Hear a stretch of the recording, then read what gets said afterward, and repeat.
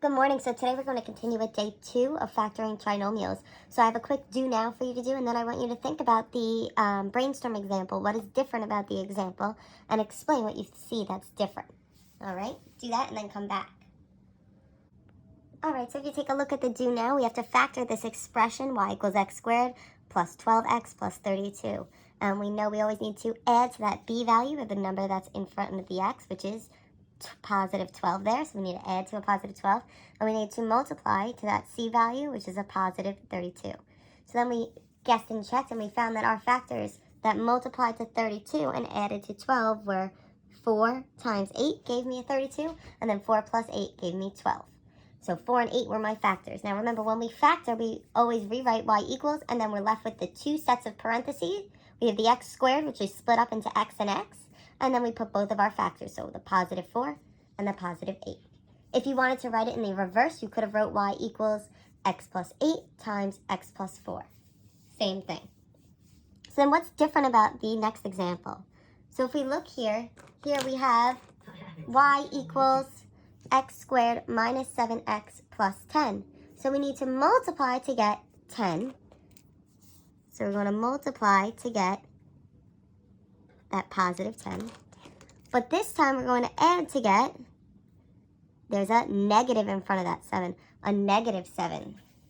So in order to do this, we need to find our factors like we did yesterday.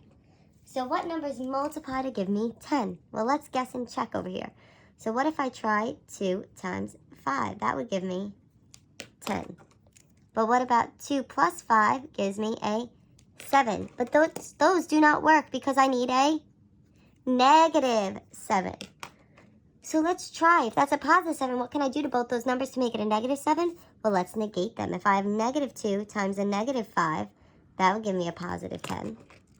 And a negative 2 plus a negative 5 would give me a negative 7. Beautiful. So then my factors there would be a negative 2 and a negative 5. So when we rewrite our answer, we write y equals, we have our two sets of parentheses, our x squared gets split up, and I have a negative 2, so I have a negative 2, and I have a negative 5, so I have that minus 5 there. And just like last week, you could also write it the other way around, x minus 5 and x minus 2. It means the same thing. So if we take a look at example 1, we want our factors to multiply to give us the positive 12. And then we want them to add to give us that negative 8 that's right there. So we need to think, what are some factors that multiply to give me a negative 12? A positive 12. If we look here, so let's try 12 could be 2 times 6. Now what about 2 plus 6? That gives me a positive 8. So those factors don't work.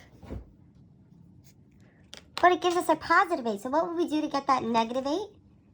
Well, what if we negate both of those? And instead of positive 2 times a positive 6, we try a negative 2 times a negative 6. That gives me a positive 12. What about negative 2 plus a negative 6? That gives me a negative 8. So those two factors work. So those are my factors, negative 2 and negative 6. So the way that we write this is y equals, set up our two parentheses, our x squared gets split, and then a negative 2 goes in the first parenthesis, and a negative 6 goes in the second. Or you could write it as the reverse. Now remember, we want to check our answers, and how do we do that? Well, I write my answer to my question. And then in order to simplify this, to check if our answers are correct, we need to double distribute. So here I'm going to double distribute. X times x gives me x squared. X times negative 6 gives me negative 6x. Negative 2 times x is negative 2x. And negative 2 times negative 6 is a positive 12. Then we want to combine our like terms. So my like terms are negative 6x and negative 2x. So I get x squared minus 8x plus 12. And we notice that our answer there is the same as our question. So we did it correctly. Now let's try number 2. So if we look at number 2, we have y equals x squared minus 15x plus 50. So we need our factors to multiply to give us a positive 50.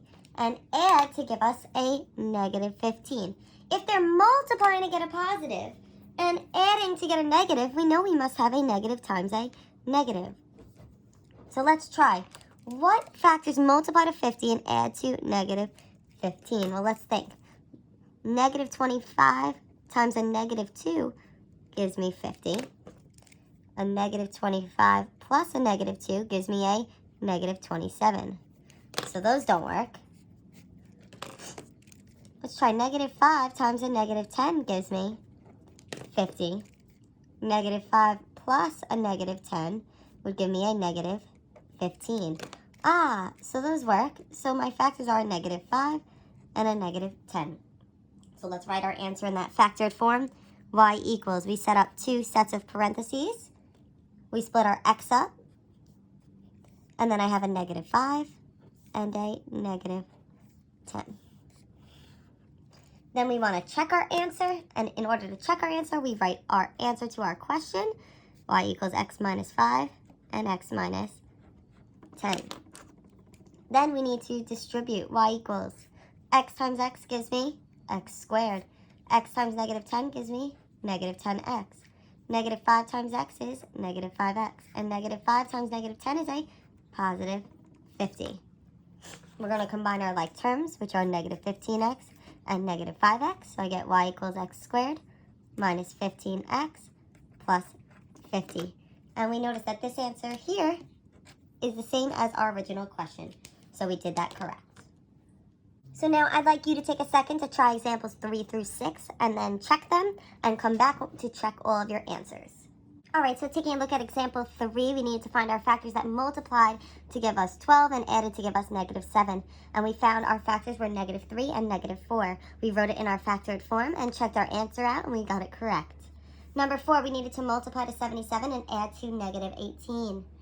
We found our factors were negative 7 and negative 11, put them in our factored form, and checked our answer to get it correct. And remember, you could have always reversed them and you would have the same answer.